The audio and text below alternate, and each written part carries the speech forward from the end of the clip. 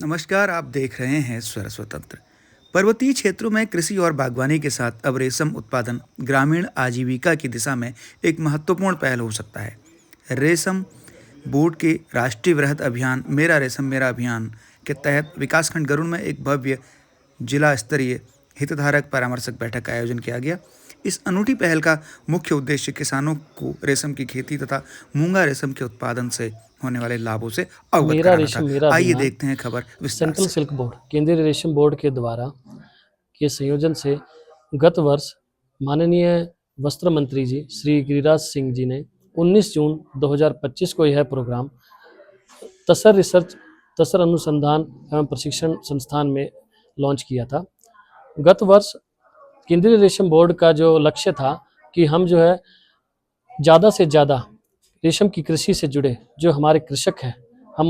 उन तक पहुँचे और उन सभी को जो केंद्रीय रेशम बोर्ड के वैज्ञानिकों द्वारा जो बनाई गई रेशम से संबंधित नवीन पद्धतियां हैं उनसे अवगत कराएं तथा उनकी जो रेशम कीट पालन से संबंधित जो भी कठिनाइयां आ रही है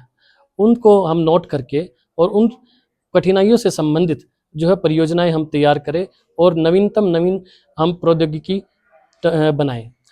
इस वर्ष भी हम यह प्रोग्राम लेकर आए हैं केंद्रीय रेशम बोर्ड के संयोजन से। इस वर्ष यह प्रोग्राम भारतवर्ष के 200 से ज़्यादा जिलों में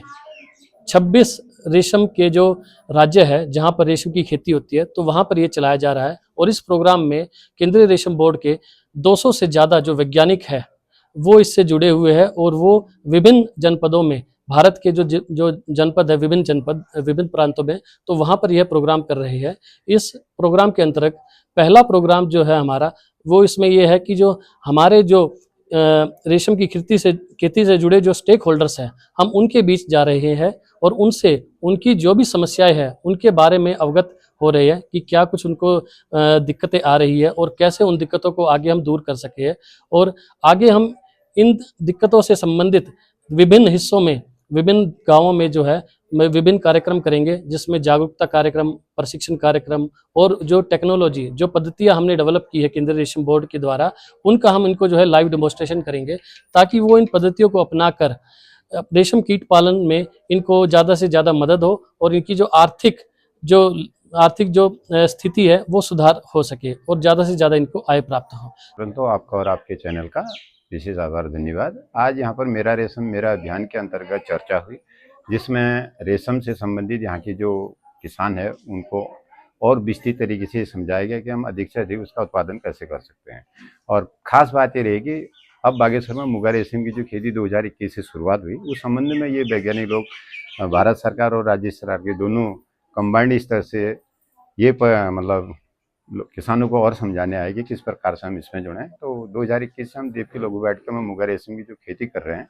तो वो आज इन महिलाओं को समझाया गया कि आप रेशम उत्पादन के साथ साथ मुगा रेशम से भी जुड़ जाइए और मुगा रेशम के आप अगर खेतों में ही उसके पौधे लगाते हैं उसके साथ हम किस प्रकार से वन औषधि और जो हमारे बहुउपयोगी पादप हैं जो जंगली पशुओं से भी सुरक्षित हैं उनकी खेती के बारे में इनको समझाया गया। तो जो हमने समझ कर रखा है और मान रखा है कि आओ अपनाएं मुगा रेशम की खेती 35 दिनों में बने लखपति। वास्तव में अगर ये पूरे हमारे उत्तराखंड में पर्वतीय क्षेत्रों में यहाँ का किसान अगर उसमें जुड़ता है तो हम ऐसी फसलों का उत्पादन कर सकते हैं बहुत आसानी से अपने साफ शुद्ध पर्यावरण को रखते हुए हम 35 दिन में लखपति बनने का बहुत सुंदर रोजगार और आत्मनिर्भर बनाने को कर सकते थे।